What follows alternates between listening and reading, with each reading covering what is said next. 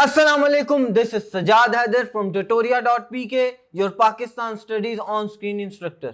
Culture क्या है? एक जगह पर रहने वाले लोग किस तरह अपनी ज़िंदगी गुजारते हैं, उनके रस्म व रिवाज क्या हैं, वो किस तरह बोलते हैं और किस तरह कम्युनिकेट करते हैं, ये सब उनके कल्चर का हिस्सा है। बल्कि आप यूं कहिए कि सदियों रहने के बाद ये उनका कल्चर ही बन जाता है। इसमें सबसे इंपॉर्टेंट फैक्टर ये है कि वो बातचीत किस तरह करते हैं या कम्युनिकेट किस तरह करते हैं। और कम्युनिकेट करने के लिए जो सबसे इंपॉर्टेंट टूल है वो है लैंग्वेज, जो कि हमारे आज के चैप्टर का टॉपिक भी है। हमारा चैप्टर नंबर 7 है languages of Islamic Republic of Pakistan.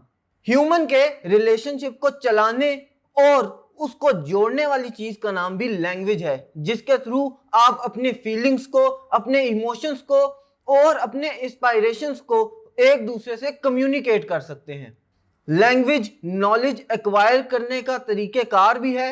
इससे आप नॉलेज एक्वायर करते हैं और उसके बाद नॉलेज को ट्रांसफ़र भी करते हैं। हर ज़ुबान की इसी तरह अपनी अपनी पहचान होती है। फॉर एग्ज़ाम्पल, इंग्लिश में ईडियम्स और फ्रेजेस होते हैं, तो उर्दू में वही चीज़ें मुहावरे कहलाती हैं। उर्दू के कुछ मुहावरे ऐसे हैं कि अंधों में काना राजा, आ बैल मुझे मार, या पांचों उंगलियां बराबर नहीं होती।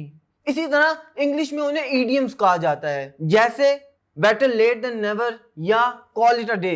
ये इंग्लिश में ईडियम्स कहलाते हैं।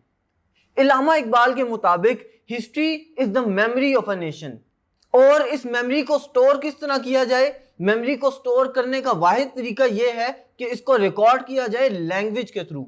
फॉर एग्जाम्पल, मैं आपसे बात कर रहा हूं तो किसी ना किसी लैंग्वेज में बात कर रहा हूं।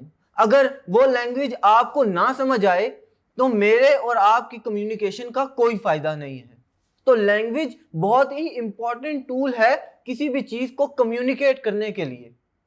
लैंग्वेज में वक्त के साथ साथ चेंजेस भी आती रहती हैं। जिस तरह कल्चर एक दूसरे कल्चर से इंटरमिंगल होते हैं, इस तरह लैंग्वेजेस भी इंटरमिंगल होकर नए वर्ड्स निकालती हैं। आप मिसाल ले लीजिए उर्दू की और हिंदी की। जब मुसलमान और हिंदू बड़े सगीर में इकट्ठे रहते थे तो उर्दू और हिंदी के काफ़ी ऐसे अल्फाज हैं जो आपस में मिक्स हो गए।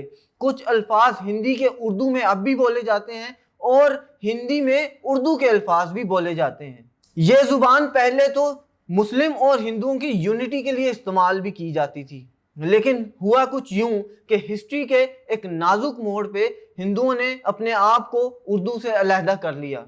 ये अलहदगी इतनी होती चली गई कि ये दो सेपरेट नेशन बन गए। आगे चल के हम पाकिस्तान की नेशनल और रीजनल लैंग्वेज पर फोकस करेंगे।